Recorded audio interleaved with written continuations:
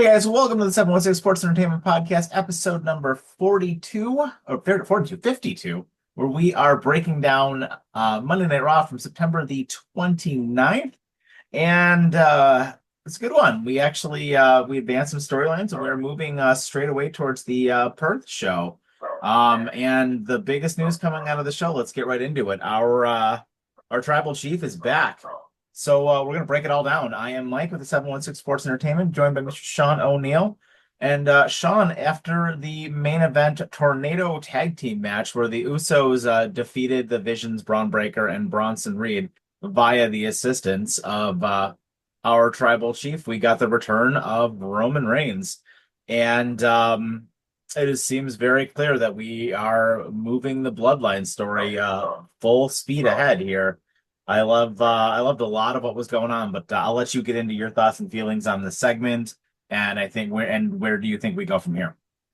So it wasn't just the ending, I think, for the Bloodline stuff for the night, but also the little segment between Jimmy and Jay really built towards it too.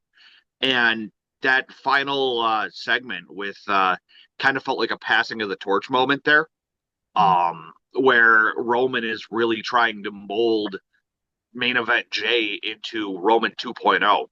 And I'm real curious to see where this goes because it doesn't seem like Jimmy is really on board for that. So I definitely feel like there's going to be some dissension there. And honestly, I think that you could very easily roll the bloodline from SmackDown into this story as well. And I mean, if you have a passing of the torch to main event Jay, have him try to reclaim the whole family. Mhm. Yeah. Yeah, I like that, and I wonder if that's the direction they're going to go, or if do you think Roman has some kind of ulterior motive, like as a character? I mean, it's obvious that Jimmy is not happy with what's going on right now, right? And I've heard some people, say, "Well, is Jimmy going to turn heel?" And I don't think Jimmy is actually going to turn heel here. I kind No, of think it's Jay that is, kind of going in another direction, which is strange to me too, because of how over Jay is with the crowd right now. And I mean, do you want to shift that in the other direction? But I mean, Roman is over kind of regardless of what he does. So, but the, yeah, I do feel like to your point, I mean, we need to build towards that match between Jay and Roman. the thing about Jay going heel too, one of our viewers commented it on one of our recent videos. If they do decide to have Jay go heel, they need to fully commit to it. Change in gear, change in entrance, change in theme, and fully, fully embrace Jay's heel side. Hmm. Um, and I think that that's how you get him to be taken seriously in that role. And honestly, I think they can use this. I don't think you'll catapult Jimmy all the way to the main event scene, but I think you can vault Jimmy to maybe right below that if you play this right as the foil to a heel Jay. I just Jimmy's just not that over, right? And No, like, that's what I mean. That's why he'll never be a full main event, but you can get him, I think, a level below that. yeah, no, I suppose you're right. Um, hmm. But my bigger question out of this is what's Roman going to do at Perth? Do you think they're just going to go the route of having him and Jay go up against the Vision? Where does that leave Jimmy then? Does that push the story by having Jimmy get alienated there for the two of them versus the Vision? I Well, mean, I think what did that could we make sense. didn't we do that match already? Didn't Yeah, we do Roman and Jay as a tag team already? yeah. Was that But at SummerSlam? No, that wasn't at Yeah, SummerSlam. Jimmy was still over in um on SmackDown during all that. I Yeah, think that I don't think I want to do that match like again and just have them win. I don't know. do we get Braun versus Roman this time since we had Bronson versus Roman in France? Are they ready to do that? Like, are they ready to just? If if they do it, I think it needs to have a dusty finish. And either have some sort of like create like DQ or like they end up getting like a double count out because they're fighting into the crowd or something. It needs to not have a clean finish. Yeah, that's my worry is that I think Roman would just win, right? Like, I don't know. They're real high on Braun. I mean, Braun is the person they're talking about taking Lesnar down potentially at Mania. And I think you need to keep Braun strong if that's the case. You know what I mean? And losing to Roman doesn't keep him strong. However, a DQ keeps both of them strong. yeah, that's fair. No, that's fair. I like that. I like that. Um, I just I don't know. Like we had a time period, maybe like what was it, a year and a half, 2 years ago, where we didn't have so many PLEs, and now it just seems like we don't get enough time to let things like grow, right? Because we have to keep rushing towards the next PLE. Because like they said it the other night on Raw, like we just had a show, what was it, a week ago? Yeah. And it was last weekend, right? And now we have another show in 12 days. We had WrestlePalooza last weekend and or 2 weekends ago. And now we have another show on October the 10th. It's like we don't give enough time. And then there's a Saturday night's main event, and then there's Survivor Series, and then there's another Saturday night's main event. And then we have like 6 weeks until the Royal Rumble after that. But like, it just seems like there's way too many shows like throughout the year. Then they had that period, after WrestleMania where it was like one show every 3 weeks for like, 5 months. Yeah. It's kind of why I'm happy that they announced that Cena's final match is going to be at a Saturday night main event, and they're not going to randomly drop another pay-per-view or another PLE in December. It just seems like it's way too much. It causes, I don't know if exhaustion's the right word, but like oversaturation. Hmm. And I think it hurts the storytelling by having that many shows in a row. Um, you have less time to tell stories that you could be in that would be better told by investing more time in them. I know that was a long-winded way of saying that, but No, you're right. And like some of these stories, they need time to grow, and some of these people need to not be. I mean, I know that you're big people, and it's you kind of like by default they have to be on a lot of shows, right? But like, oh, excuse me, I think it helps them to be off of shows, and it helps like some of the storylines like actually grow because like some of the better storylines on Raw revolve around people who aren't on all of the shows all of the time. yeah. So, I don't know. I guess we'll just have to see where it goes with Roman, but I am very interested to see what they do with that. And I think we've talked about it for a while here, but I think that Jay and Roman is the right way to go for WrestleMania. That's what you have to do with Roman, I think, and that's the story you need to tell over the next 7 months. So hear me out on this is going to be crazy because I know we all absolutely despise the idea of Dwayne coming back. Um, but if the rumors are true about Dwayne wanting to come back, God forbid, what if it were to special guest ref a match between Jay and Roman for the head of the family, and Rock throws his support behind Jay? Think he would do that though? Don't you think he would just try and make it all about himself? Maybe not. I mean, with all the hate that he got, you know what I mean? I'm just spitballing here I mean, on ways. it's a cool idea. I just don't think that Dwayne would do that because I I'm think just if he, trying to think of a way to bring Dwayne back that's not going to disgust absolutely everybody. yeah. I mean, I don't hate the idea. I just don't think Dwayne's going to do it because I think Dwayne's a piece of garbage, and I think that he'll make it all about himself. So I don't see it happening. Do we have to pause for a commercial now for the Smashing Machine? Obligatory mention of Dwayne's movie. Unbelievable. But yeah, so that was the main event, and that was kind of the night one of the night long stories that they were telling.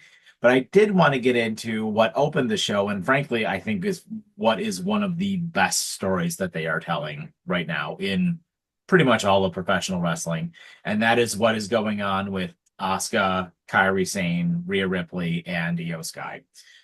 So Rhea opened the show and she came out and basically demanded that Asuka come out. And she's like, we're going to settle this right now, which brought out Io, who was distraught and, said, hey, Asuka's my family and I don't know what to do. And I'm like, and they allowed her to, kind of switch back and forth between English and Japanese, which was cool.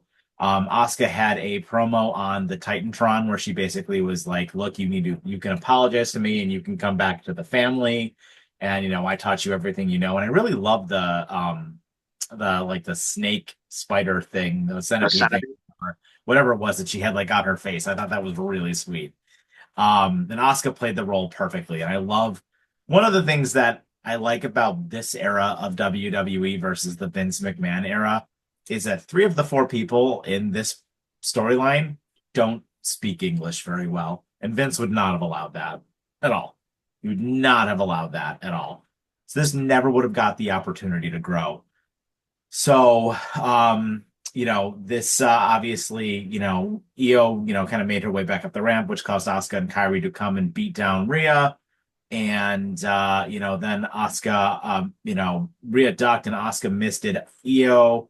And this obviously led to the setting up of a tag team match between these four women at the Perth show. But the character work is excellent. There were a couple of backstage segments throughout the show. One of them where Kyrie left a photo of the three of them together, which I thought was an excellent touch. But yeah, I loved everything about this. And I think this is a great way to use Rhea and Io, keeping them out of the title picture. 100% agree. I think that you have an opportunity right now in the women's title picture to be building new stars and keeping people excited for the eventual Stephanie Vacour and Rhea match. Not rushing that is huge. Even another rematch between Stephanie and Io is something that I'd be excited for. But Mhm. keeping them away and keeping Asuka busy and away from the title picture, I'm all for that. Plus, this allows them to keep using Kairi Sane and having her keep getting bullied, and which is pretty entertaining each episode. Um, the only thing that, and it's a minor complaint, I think Io hammed it up a little bit in her segment. Might have just been her acting, or she might have just been trying to be a little over the top. But overall, I think that you're right. This is probably one of the best stories going in all of wrestling right now, Yeah, outside of the TNA invasion of NXT. true. Yeah, no, I absolutely love it. I think that just they're doing a spectacular job, and I can't wait to see where it goes. And I think of all the matches, I mean, I'll tell you, I am looking forward to the matchup between Cody and Seth, although it's for a meaningless thing. I think that the story that they're telling there is also is also doing a good job as well. Oh, But sure. sorry, what were you gonna say? I said, oh, for sure. So, but overall, I guess, what do you think of like the fact that they announced the match, and I think, how do you think the match goes? Honestly, I think that the Kabuki Warriors should win. I think there should be some sort of miscommunication between Rhea and Io. Like Oscar or Kyrie gets in the ring and is like, Io, come back to us. And Io like sort of hesitates, and it leads to either Io or getting misted or Rhea getting misted, and them and the Kabuki Warriors taking the win. I think it benefits the story to have the heels win here. Yeah, I think so too. I mean, I feel like eventually we need to do, I mean, we kind of did a singles match, but we absolutely need to get a singles match between Io and Asuka at For some sure. point. And I think we need to get another one between Io and Rhea as well. Rhea Um, still has to get her win. yeah. So, Um, but the problem is if the faces win this first match, the story is doesn't really have a whole lot of place to go. yeah, I would agree with you. I mean, and yeah, and you need to. I just don't think you should bury the heels just yet, right? Frankly, I want Asuka to win the title, but I mean, you just put it on Stephanie, so it needs to kind of go for a little while with her. But man, oh man, would I love Asuka to like win the Royal Rumble. I think that would be a lot of fun. I would love for Asuka to go to SmackDown and win Tiffany's title. Yeah, yeah, yeah, that would be cool. Yeah, I mean, hell, have all four of them go to SmackDown and just continue this feud over on SmackDown, and then Yeah, have them, kind of be involved in the SmackDown title picture. So you got three. I yeah. mean, I don't. Kyrie's not a world champion material, but the other three are, right? If you want to elevate Julia, you can have them feuding with Julia. Or have Julia join their faction Yeah, because they know. I mean, they're all buddies. You know, yeah. absolutely could have Julia join Asuka's faction. That would be a lot of fun. Oh yeah, and it gives them something better to do, and it brings a fresh influx of better women to the SmackDown roster, which is something you and I have been talking about for weeks now, needs to happen. Yeah, absolutely, absolutely. All right. So so that is how we kicked it off. And then our first match of the night was Dirty Dominic Mysterio retaining his Intercontinental Championship against Rusev. Um, this was fine, I guess. I mean, I need the title to come off of Dom, but at the same time, I'm kind of glad that the Judgment Day at least made him do this himself, and he tried every sort of cheating trick in the book on this. For the first like two-thirds of this match, Rusev just kind of dominated him. It went through several ad breaks on Netflix, and towards the end of the match, Dom was like, to hell with this. He went out to get the titles. Rusev, got him back in the ring, and he tried to hit Rusev in the back with the title thing, and then threw the title at him and hit him with it, and and the ref was like, "No, you idiot! I saw you do that." And then at the same time, he went to kind of like go and get the title away from the ref, and then he low blowed Rusev and got him in the roll up by grabbing the tights to win. So I don't think that this feud is over, and the crowd is really into Dominic here. Or were they just not into Rusev? I mean, Well, which is it? people strangely love Dominic, and at some point, that's going to translate into, I think, a pretty awesome face turn. But he needs to. I'm fine with him being the AAA Mega Champion, but he needs to drop the IC belt. And I think that I'm fine with the way this match went. I'm fine with the way that Rusev got cheated out of his first shot here. But in the rematch that's bound to happen, maybe as soon as Perth, I think Rusev needs to just crush him. Have like the Judgment Day come out with Dom because he did it himself this time, but then just leave halfway through the match and Rusev just destroy him. And then Rusev hold the belt for a couple months until Sheamus comes back and takes it off him. Yeah, I like that. I mean, do you think it's just going to end up being 5 matches on the Perth show? I know that they announced No, CM Punk is back next week, so they might maybe add they might have to find something for him to do. But I what do you think there'll think? be more. The crown jewel matches they usually have more matches. I think they usually have like seven on them. I mean, it's not in Saudi Arabia, so Yeah, hmm. All right. it's still a big showcase show. We did continue the saga with Bailey and her new split personality character, as she did have a match with Raquel Rodriguez. Although I don't really understand what we're doing with the Judgment Day. It's like you beat Roxanne Perez and then you lose to Raquel Rodriguez, or vice versa. This happened to Lyra. It happened to Bailey. It seems to happen to a lot of people where you beat one and you lose to the other. But Raquel did pick up the win over Bailey.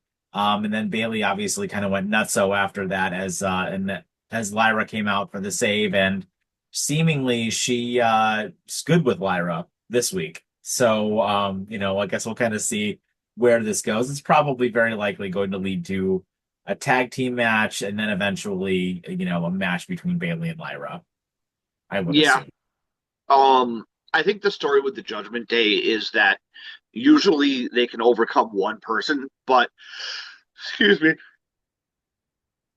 they don't have the ability to overcome the cheating in multiple matches. Um, and I really do think that the Judgment Day is just hurting from the fact that Liv isn't back yet. I think they need Liv back so that they can finish up whatever storyline they were trying to tell with the Judgment Day. And allow Bailey and Lyra to go and do their own story.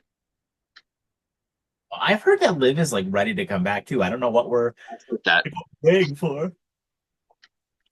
maybe Perth.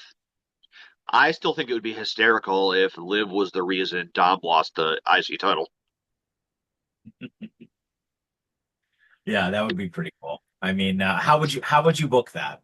I would have the I would have Dom and Rusev face fighting in Perth, and the Judgment Day would Dom would start to be falling behind, so the Judgment Day would start to come out to help him, and they would stop about halfway down the aisle, and then Liv would come out, becking them back, and they would all just leave on him. That would be pretty cool. I like that a lot, actually. I think we should do that. I think that would be great. If it were me booking it, that's how I would do it. I like that a lot. That would be pretty cool.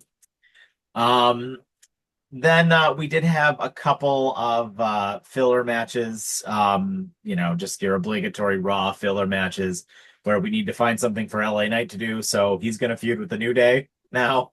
But it was nice to see him get a win, at least because Yeah. LA Knight does lose an awful lot. But he beat Kofi Kingston in a fine match. There wasn't anything spectacular about this, but it was nice to see him pick up the win.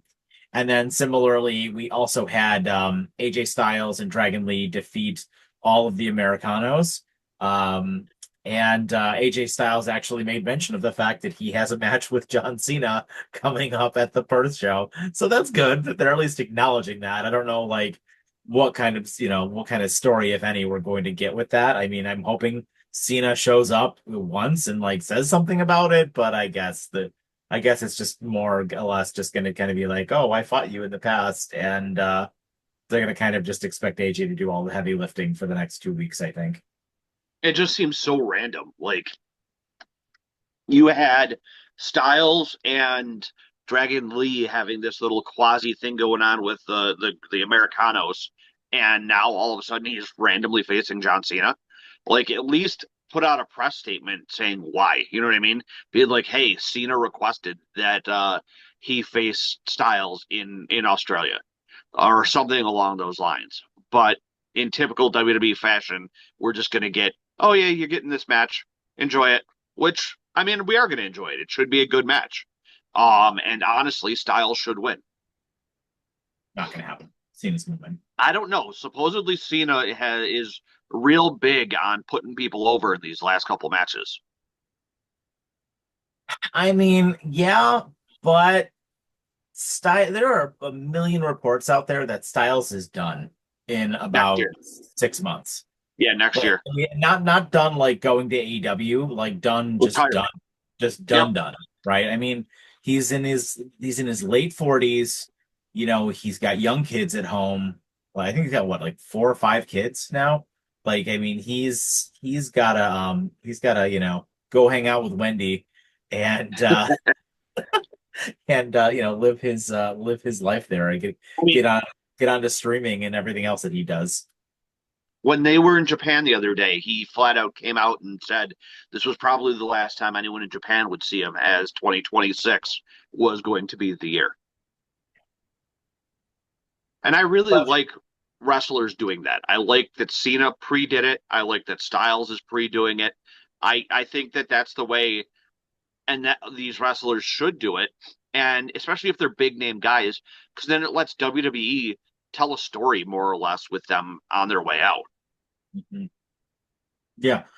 And I mean, he's another one who could, absolutely put somebody over as well, right? I Like, I expect mean, them to. He's had a great WWE career. He's been the champion a couple of times. He's been at the top of many, many cards. He's had some of the best matches we've ever seen. He's done just about everything. I mean, his Styles is great. I don't have a bad thing to say about AJ Styles.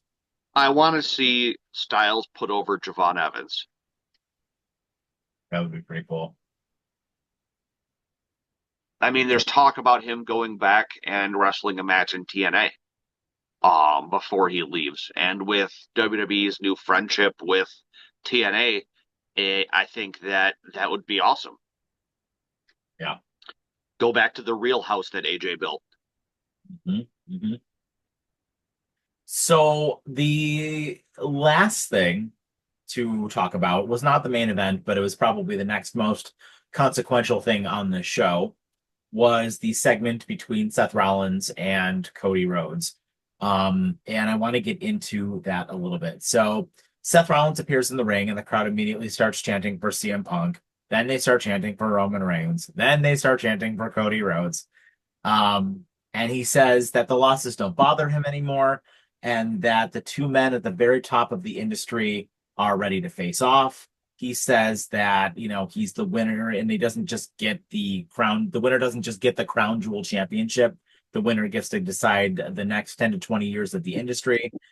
And he doesn't understand why the fans want Cody Rhodes to be the future. And he's kind of like, he's just sort of done with it. And he, went on about how he makes this company a success. This brought out Cody Rhodes. And Cody was kind of like, dude, what are you talking about? Like, look at everything that happened at WrestleMania 40. You were my shield. You helped me, you helped me beat the bloodline. And, we're going to be in the back someday and we're going to talk about this as like, two friends wrestling. And, we did like, it's for me, Cody kept going on. And I think the story Cody's trying to tell is, look, this is just going to be a match between the best of the best. Whereas Rollins is more like, no, I need this. You need to shut up. Which I thought when he told him to shut up was really, really cool. And, he's like, you're never my friend. You were the lesser of two evils with Roman. And I'll never call you an equal. And I'm basically going to retcon my entire story with you. I liked that. I liked that when he said that he was the lesser of two evils, and it really ties back into how much hate Rollins had for Cody when he first came back and that series of matches. And I like that it's getting in Seth's head about how he has to win this. I think it would be a mistake to have Cody win. I really do think Seth would benefit the most by winning this here. And I don't think it would hurt Cody to lose. So I don't know where I am with this yet because I think it would be fun for Seth's character to lose a And start little, going off the rails. just go completely off the rails because Cody made mention during this as well that like you might not even be in charge of your own group, Yep. you know. And Seth was like, Seth was real quick to be like, shut up, I am in charge of my group. Every decision goes through me. Almost as if like he didn't sign off on the Brock Lesnar thing, right? Yep. So it's very interesting to see that the way that they are going to play this. And it makes, although I don't think we're ready to turn Seth Rollins face yet, but boy, oh boy, wouldn't it be cool if Braun Breaker and Brock Lesnar came out and beat the piss out of Seth Rollins? Yeah, that would be awesome. And down the road, maybe. I don't think that they're ready to break the vision up yet. I think there's still too many stories to tell with like Roman and Punk still. Um, and that would be kind of cool though. I do like your idea of Seth losing and just becoming like completely unhinged and just going out there and just doing insane things, making just terrible decisions, and that leading to the Bronze and the rest of the division getting rid of him. Yeah, because I mean that's basically what happened with the Judgment Day, right? Like when Edge was still in the WWE and he was in charge of the Judgment Day, and they just booted him out, right? And he had a Yep. whole series of matches with Damian Priest and Finn Balor and all of those guys, like he put the thing together. And hell, the Judgment Day has been one of the most successful factions that the WWE has had. So I think you're Yep. right. I don't think we're ready to, obviously besides the bloodline. But like I don't think we're ready to break them up yet. But get another member in there and because Seth will always have Becky, right? But like get another member in there and then see where we go. Hmm.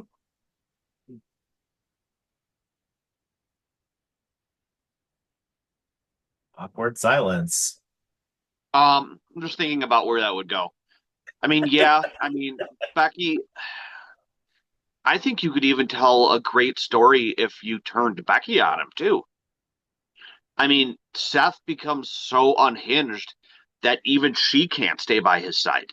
Like, think about the story you could tell with that. Yeah, yeah, and I like that, right? But I mean, I also think to your point, like you're right, he probably does need to win, and it does, I think it helps elevate that championship, which is important. But I also I think I don't really see a purpose to either one of them winning. Like, Someone like, has to win. well, no, no, no. I know someone has to win, but hear me out on this, and this is how I think it's going to go. It's not going to be a clean finish, right? Probably not. Something is going to happen. If the Vision gets involved, Randy Orton gets involved, there'll be a cheap shot or something like that will happen. And, that is how it will end. I absolutely do not want another program between Cody Rhodes and Brock Lesnar. Absolutely No, not. I am done with that. I don't think they will do that. But I don't want that. I really don't want a program between Cody or between Brock Lesnar and Seth Rollins either. We did that plenty. I don't need that either. I don't think you need to have Lesnar in the title picture. I think you can do stories with Lesnar away from the belt. I think that you're right that it's probably going to be some sort of screwy finish. But the main reason I think Seth needs to win is Cody's already won this belt. Like, does he need to win it again? Well, the okay, so we've talked about so your reason for Seth to win is because Cody's already won. No, I Yes. think it is also that's just a side thought. My main reason for I think Seth needs to win is, like you mentioned, it brings more prestige to his title, and it basically allows him to continue his "I'm better than everybody" um attitude that he's had. Now, what about Cody? Why does Cody need to win this? I Can don't you think he give does. I mean, the only reason Cody needs to, I would say Cody needs to win is because what has he done lately other than beat Drew? He had a lackluster title thing getting it back from Cena, which isn't his fault. But then he got kicked by Drew in the head, was gone for an entire month, came back and won a match against Drew. That's all he's done lately. so do we need to put some shine on Cody? And is Cody my reason for Cody needing to win is not just about putting shine on him, but I also think it's about um the fact that he is the face of the company. Say what you want about Seth and the story that they're telling here. Cody's the face of the company. Seth is not. Well, I mean, Cody is more marketable to a wider audience, I think is what it comes down to. Seth Rollins is marketable to your hardcore wrestling fan because Seth Rollins is the guy who came up through Ring of Honor, has done everything, has literally gone through everything.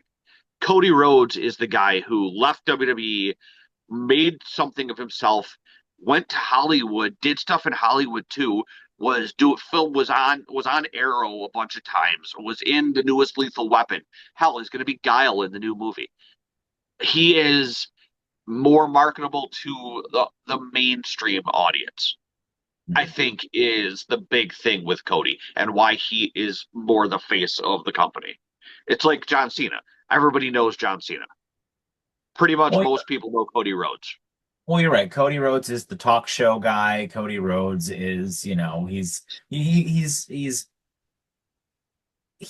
he's probably outside of John Cena and Dwayne and maybe Roman, Cody's the biggest star in the company. As of right now, yes. I mean, John Cena is because he is doing his Yeah, retirement thing. because he's John Cena. Rome, I'd honestly say Roman and Cody are probably about equal. I think mainly because Roman comes and goes so frequently. And that's the thing, right? Like, I don't even think that's like if you wanted me to name the top five most not best wrestlers, but most popular stars in WWE, I think I put Rollins, like active wrestlers, not counting John Cena, because it's final year. Full John time Cena, wrestler. full-time wrestlers. John Cena doesn't count. But I put Seth Rollins at five, maybe You know, six. I think we should do another top five. We should revisit our top five video. Now that it's been almost a year, and with Yeah. everything that's gone on. Because I think I'd put Rollins at probably three or four.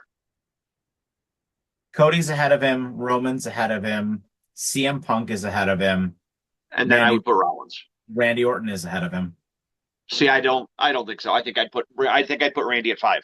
I mean, I think if I think I would need some time to actually think about it, but if you put a gun to my head right now, that's probably the order that I would put them in. I would just reverse Rollins and Randy. I'd have I think Rollins at four, Randy at five.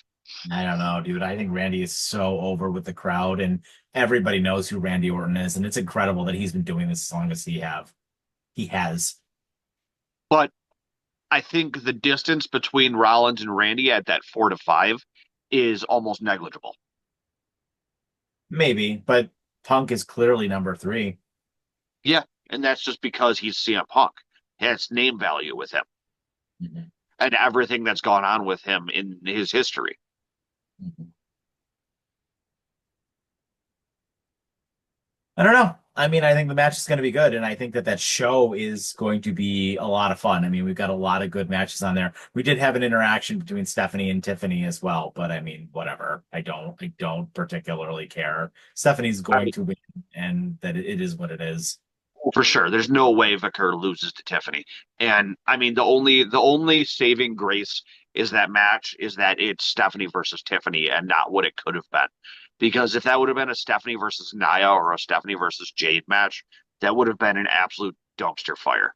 Mm. And I think I think that this Perth show is going to be a huge show because WWE wants to make up for the clunker that WrestlePalooza ended up being.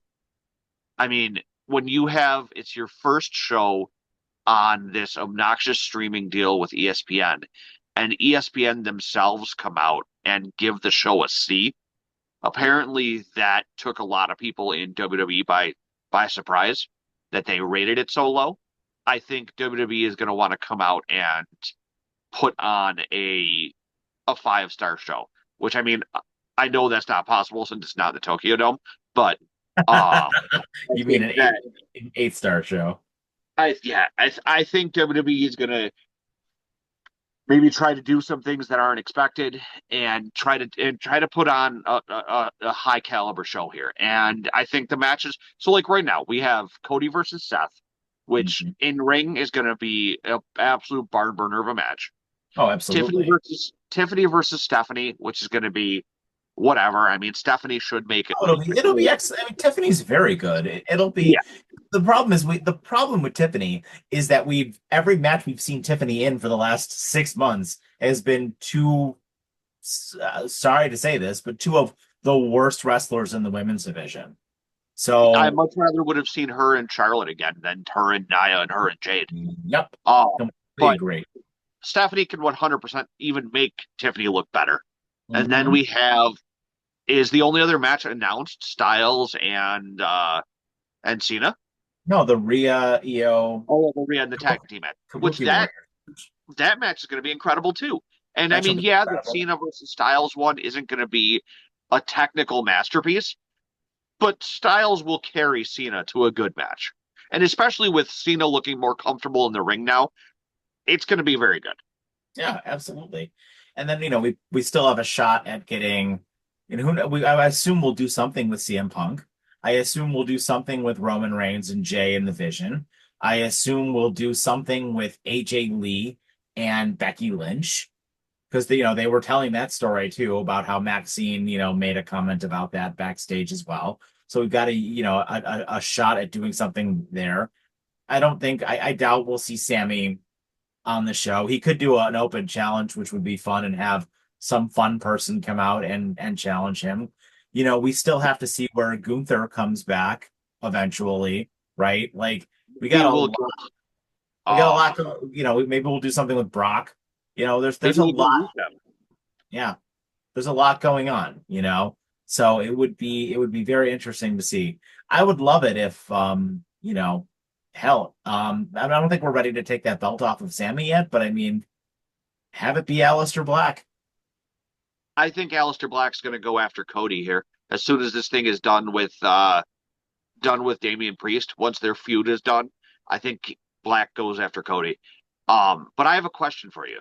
So after the Rusev Dom match, there was a little segment later on where Penta made it known that he was coming for the Intercontinental title. Do you think it ends up being Penta instead of Rusev? I mean, I'd be okay with it. I love Penta. I think he's awesome.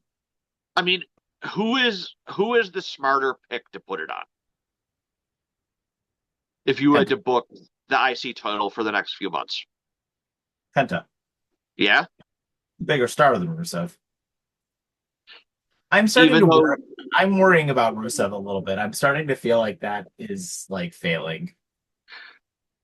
even if you did the route of putting the belt on Rusev and just had him crush people for several months straight, go on a real strong domination streak until facing Sheamus.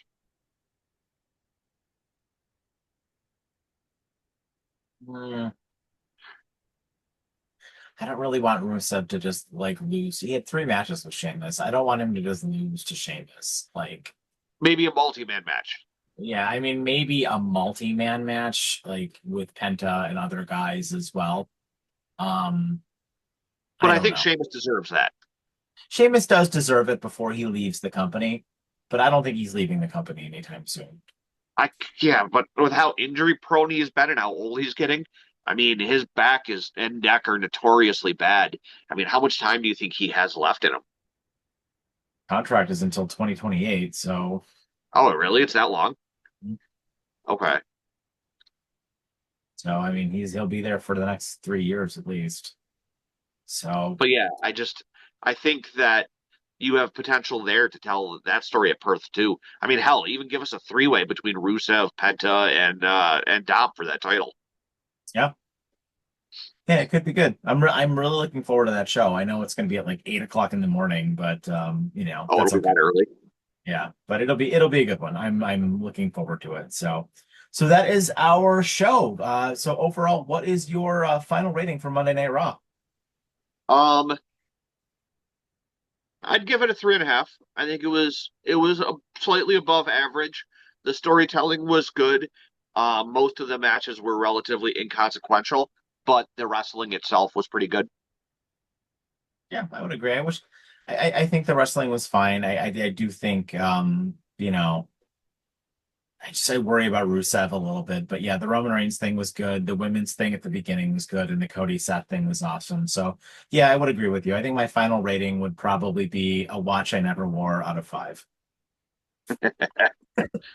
So that's our show, guys. Thank you so much for joining us. As always, smash that like and subscribe button. We really appreciate it. And have yourselves a fantastic evening and take care.